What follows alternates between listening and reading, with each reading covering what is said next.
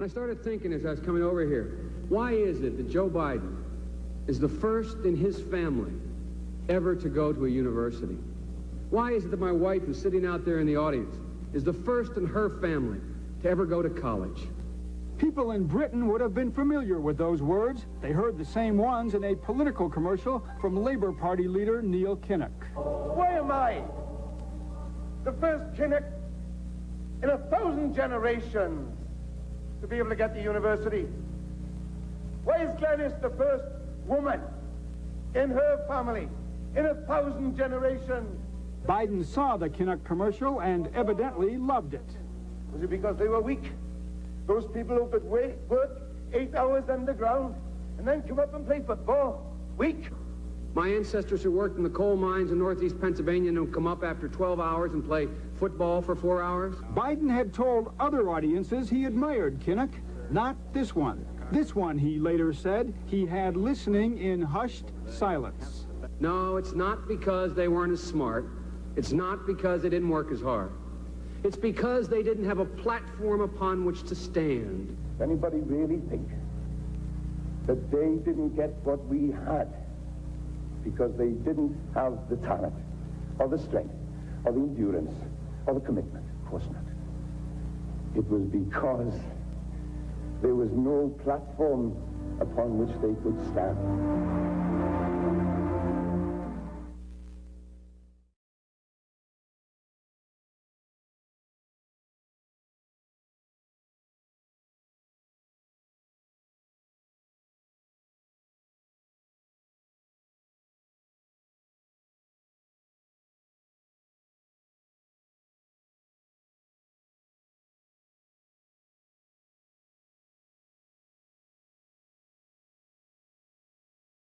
If you look at the YouTube of these videos, it does raise questions. That's what's at stake in this election. What's not at stake are any of us. All of us are going to be just fine, no matter what happens in this election. But what's at stake is whether America is going to be fine. Whatever happens, we're going to be fine. You know, we have strong support from our families and our friends. I just hope that we'll be able to say the same thing about the American people. And that's what this election should be about.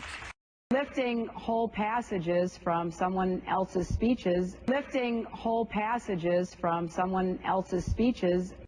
When the history of this campaign is written, they may say, well, Bill Clinton took a lot of hits in this campaign. I want you to know something. The hits that I took in this election are nothing compared to the hits that the people of this state and this country are taking every day of their lives under this administration. You know, the hits I've taken in life are nothing compared to what goes on every single day in the lives of people across our country.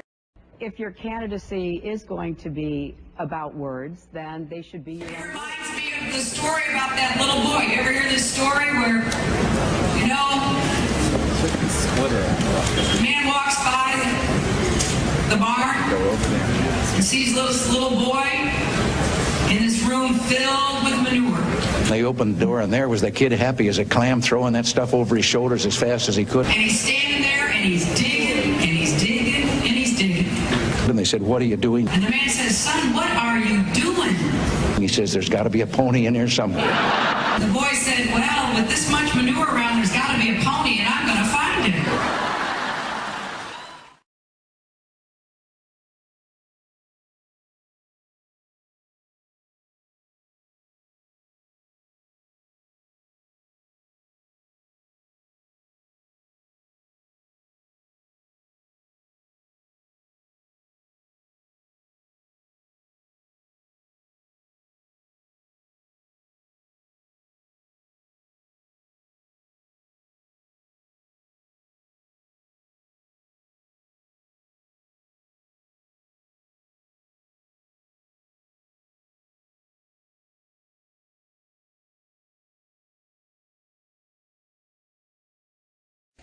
I haven't spent most of my life in politics, which most of you know, but I've spent enough time in Washington to know how much we need to change Washington. I haven't spent a lot of time learning the ways of Washington, but I've been there long enough to know that the ways of Washington must change. I am not asking anybody to take a chance on me.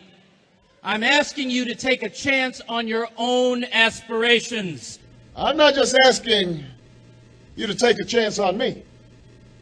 I'm also asking you to take a chance on your own aspirations. But her dismissive point, and I hear it a lot from her staff, is that all I have to offer is words.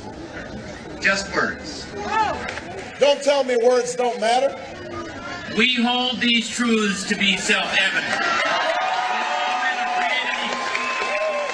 We hold these truths to be self-evident, that all men are created equal. Just words. I have a dream. I have a dream. Just words. We have nothing to fear but fear itself.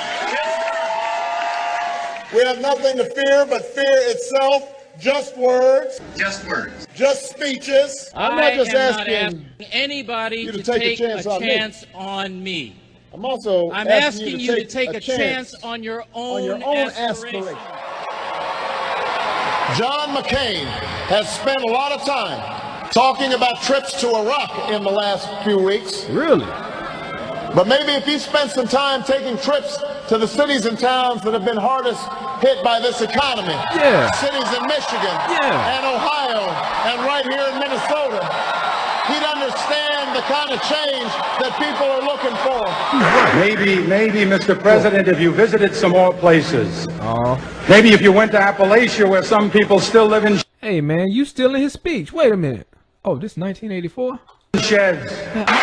Maybe if he went to Iowa and met the student who works the night shift after a full day of class and still can't pay the medical bills for her sister who's ill. He'd understand she can't afford 4 more years of a health care plan that only takes care of the healthy and the wealthy. Maybe if you went to Lackawanna where thousands of unemployed steel workers wonder why we subsidize foreign steel.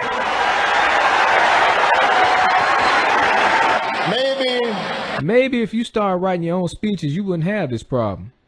Maybe if John McCain went to Pennsylvania and he met the man who lost his job but can't even afford the gas to drive around and look for a new one, he'd understand we can't afford 4 more years of our addiction to oil from dictators.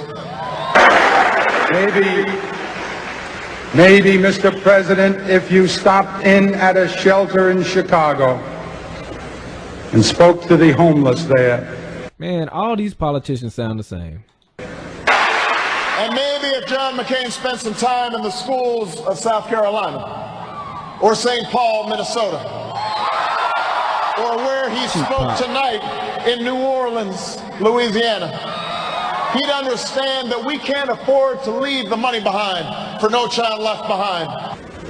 Maybe, Mr. President, if you asked a woman who had been denied the help she needed to feed her children because you said you needed the money for a tax break for a millionaire or for a missile we couldn't afford to use.